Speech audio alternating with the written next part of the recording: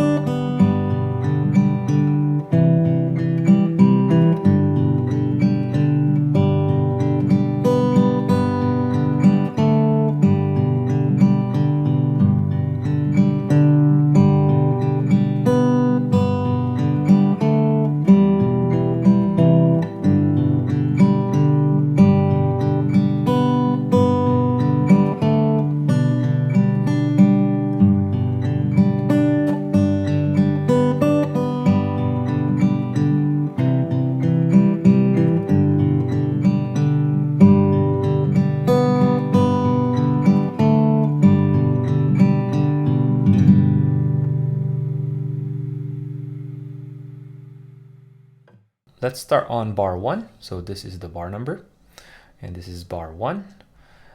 And in bar 1, there's only one note, which is this one, 0, meaning open string. And that's the D string right here.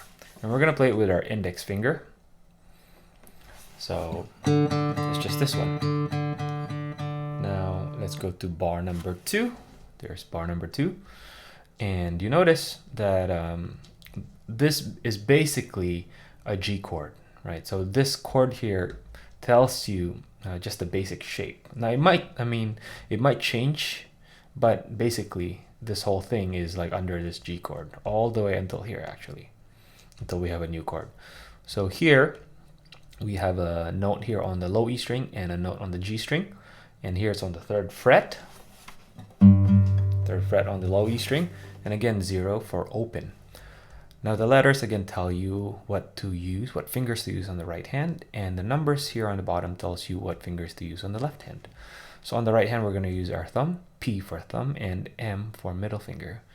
And then here is a number 3, so 3rd finger, to play this note. So this is finger 1, 2, 3, and 4, 3rd finger. Now if you're a beginner and you've learned a couple chords, you might be thinking, oh, I'm going to play G chord this way, which is of course possible, but I've already kind of arranged this in a way that's beginner friendly and there is economy of motion. So it's a better idea to just follow the fingering information. So here we've got 2 notes simultaneously, and together we play that as this one. Right, next note is 2nd fret A string, and with our thumb, right, letter B right there. Next note is this note, open D. Next is open G, and then lastly open B with our ring finger. So A stands for our plucking hand ring finger. So the whole of bar 2 sounds like this. Alright, so notice your right hand is just really going down. P, P, I, M, A. Of course, on the first one, it's P and M at the same time. Okay, now let's go to bar number 3. So in bar number 3, we have again our ring finger here. So we keep this ring finger. We're not really moving it. And this time it's an open B to start with. And we're going to play that with our ring finger on the right hand. Next note, 2nd fret with our thumb. Next note, open D. And next note, open G. So it's a good idea to follow the fingering. And for this song, your fingers are going to be mostly in the same, playing the same strings. So index finger is going to be playing the D string, middle finger is going to be playing the G string, and ring finger is playing the the B string. So they're not having to move up and down. They're just steady, right? So if I play bar 1 up to the second to the last note of bar 3, it sounds like this. And I want you to notice my right hand. They're not jumping up and down. They're just kind of steady. All right, here we go.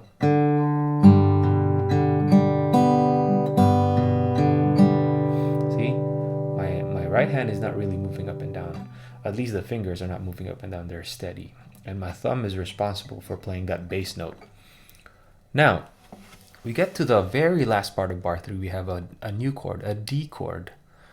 And we play that using our middle finger on our left hand on the 2nd fret. That's it. Right? You don't have to do this because we don't really need those other notes. We just need this, which is part of the D chord. Now, here, you can play these 2 notes with an index and middle, like this. Because remember I said, you know, these fingers are responsible for those strings. So the whole of bar 3 would sound like this. Then it goes to bar 4, right? That's a simple way to do it. I just prefer to play my bass notes with my thumb. So just at that specific part, I play that bass note, that D, open D, instead of using my index, I use my thumb. Right, so I go. Whatever you choose, they're both fine. Really, when it comes to technique and what finger you should use, it's really just finding the most efficient and less stressful way to play it. So if it's efficient and you're not adding any stress or tension to your playing, then it's good. Okay, so again, bar 3. Now, let's go to bar number 4. Hey, real quickly before we continue, if you like this kind of content, make sure to subscribe and also to leave me a comment below. Let me know what you think. Also, if you want to dig deeper into my kind of fingerstyle, then I have an academy where you can access all my fingerstyle courses. You can attend live events where I teach you fundamentals and also how to make your own arrangements in a private and safe community with fellow learners like yourself, as well as access all my interactive hymn tabs. So bar 4, again, we have a new chord. Now we have an E minor chord. And again, if you just follow the chord blocks, you can see what fingers you should be using. You could also use these finger information down here. So you could put your fingers down just to get ready to play this. On the first beat, we have a open E and an open G string.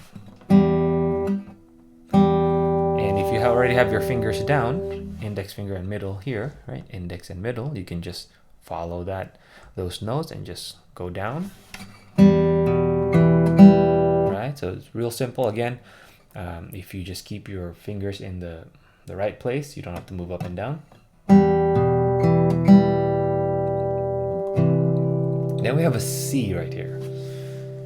Okay, so if you notice, to go to that C, you just need to put your ring finger down here, right? So from E minor to C, E minor to C.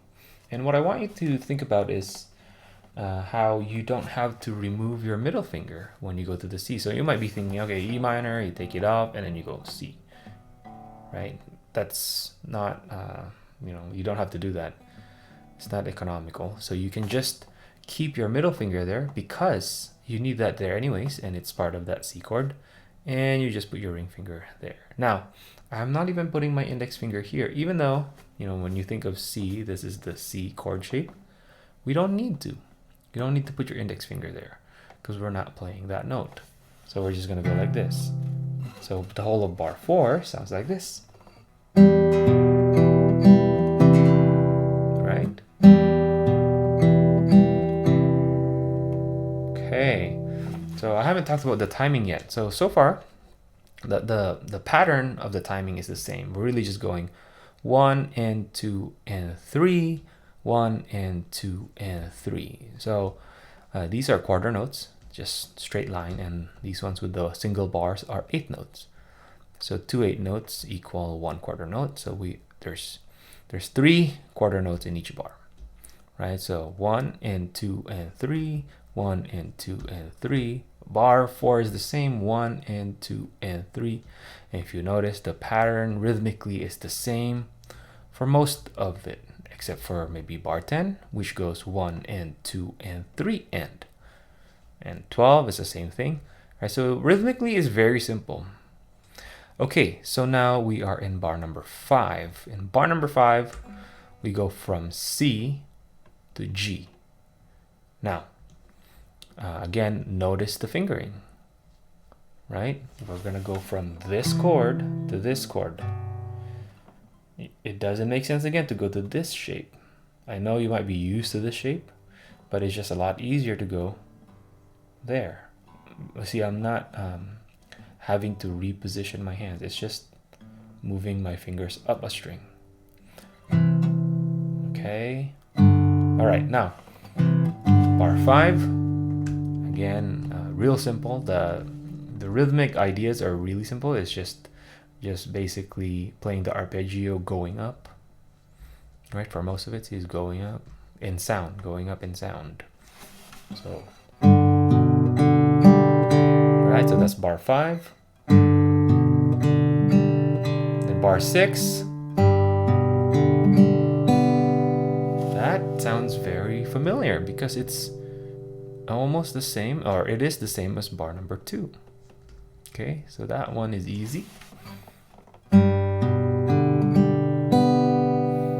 Okay, bar 7 is again the same as bar 3, so I'm just gonna go through this quickly. Bar 7 right here.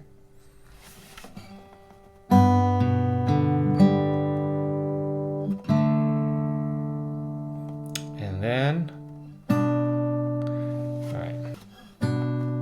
all right, so for this, it's a G with a B on the bass.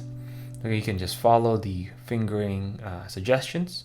So for this note, we're going to use our index finger. And then for this note, we're going to use our pinky, right? I did not use my ring finger for that one, although you can. But I just used my pinky there. Right? Now, you might avoid your pinky because it's your weaker finger, but make sure to use that finger also. You need to strengthen that finger. Okay, so thumb and ring finger at the same time for this one. And again, we're just gonna go up in sound and back down. And the rhythm is the same. 1 and 2 and 3. That's for bar 8. Now, bar 9. I'm gonna play a different bass note. Now I'm gonna play the G bass note. It's still a G chord. This one is a G with a B on the bass. So I just basically put my middle finger down for that note, middle finger. And again, I'm just gonna keep my pinky there because it's already there. I don't have to switch like that. Right, so, and the right hand is the same position. I'm not having to move up and down. All right, so P, P, I, M, A. Now, here you could keep the pinky the same. Here I just kind of switched it. But again, as long as it's not causing unnecessary tension or unnecessary movements, then it's fine. All right, so here, bar 10, I'm going.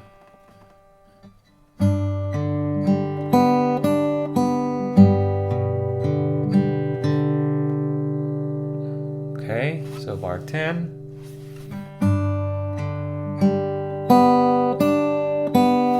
Playing 3 consecutive notes on the same string there. So that's the first.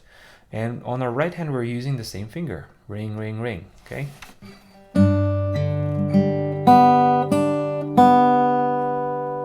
bar 11. Still the same chord. Alright. Then bar 12, we go back to that C. And this one is a little bit more tricky. But again, you notice I don't need my index finger there. And the count is 1 and 2 and 3 and.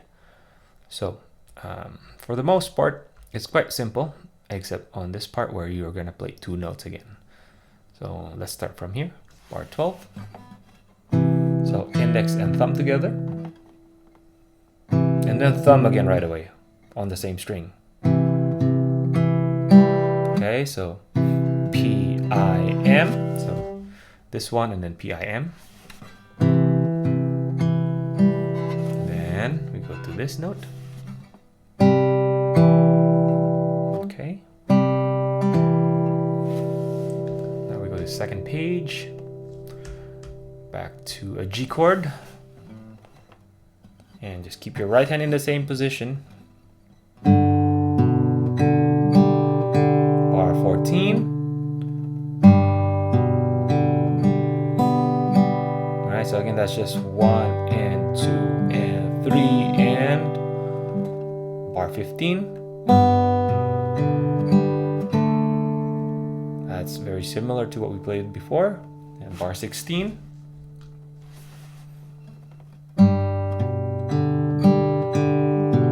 Okay, so that one is going up in sound and down. 16 from the top of 16. 17. Okay, now where do we go after that one? You could go repeat, because this is the first ending. You could go back to where the double dots are at. After 17, you can go back to 2. Okay, so from 17, all right, so it goes back to here. Or you could just end it. So the way to end this is from 16, you skip 17 and you go to 18. Okay, if you do this twice, so you go to 17, go back to bar 2, and then the second time around, after 16, you go to bar 18. So from 16 to bar 18 sounds like this.